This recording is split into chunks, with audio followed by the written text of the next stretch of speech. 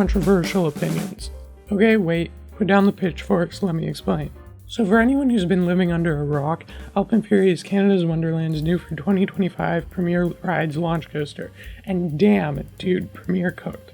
Anyways, let's begin with... AlpenFury has the most insane pacing ever.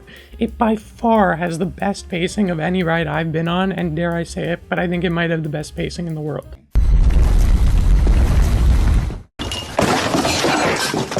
If you haven't been on AlpenFury yet, the POV does not do this ride justice. It is so much better in real life. The first time I rode AlpenFury, I got off and I couldn't even recall most of the ride because each element just keeps coming right after the last one. The fact that you literally need multiple rides just to grasp kind of what's going on speaks for itself. Now don't get me wrong, Steve has incredible pacing as well, but I don't think anything can top the pacing on AlpenFury.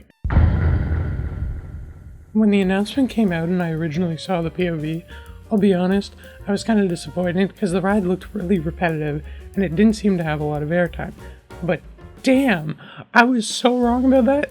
Each one of these elements feels absolutely insane in their own way, and they will throw you around like a ragdoll. Every single inversion hits, and there's so much airtime in every direction. Also, the launches on AlpenFury are probably the punchiest I've experienced. I'm mainly talking about the second one, but even the first one took me by surprise. Every single one of AlpenFury's elements are so good and really unique, whereas with Steve, it can get really repetitive after the mid-course. Now, I don't mind Steve being repetitive, but when there's another ride with elements that I think are better and more creative that isn't repetitive, that is always going to be the superior ride. Look, do I even have to mention how intense this ride is? Like, I think we can all tell, but just for reference, the only ride I've been on that's more intense than this beast is I-305, and that ride is so intense that it doesn't get a line. I think AlpenFury is the perfect amount of intensity for the GP as well, because there are going to be a lot of people that find this ride too intense and will stick to the B&Ms, but I think it will still have the longest line in the park because it's just intense enough that it doesn't scare away all the GP.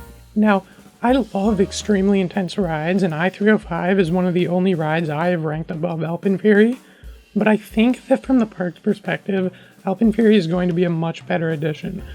Now, Steve, on the other hand, is a fun ride, but it's not what I would call intense. I have a very high tolerance for intensity. The other thing is, I personally want a ride to try and kill me and throw me around violently, and I get that on rides like AlpenFury and I-305. But Steve and other RMCs as well are too calculated feeling for me. The airtime on an RMC feels smooth and thought out, not like it's actually trying to kill you and out of control. I personally don't mind the restraints on these rides that much. I'm like an average height guy, so the shin guards don't usually bother me, although some elements on AlpenFury my shins did bang into the shin guards pretty hard. But I can excuse that because those elements are so good. Overall, both of these rides don't have the greatest trains around, but they aren't awful either, and usually trains don't play into how much I like a ride as much as other enthusiasts. Okay, we all know both these rides are buttery smooth. I think to end, I'd just say AlpenFury has better pacing, elements, and is easily more intense than Steve. I think you would like Steve more if you just want the purest form of ejector airtime, but that's not what I'm into.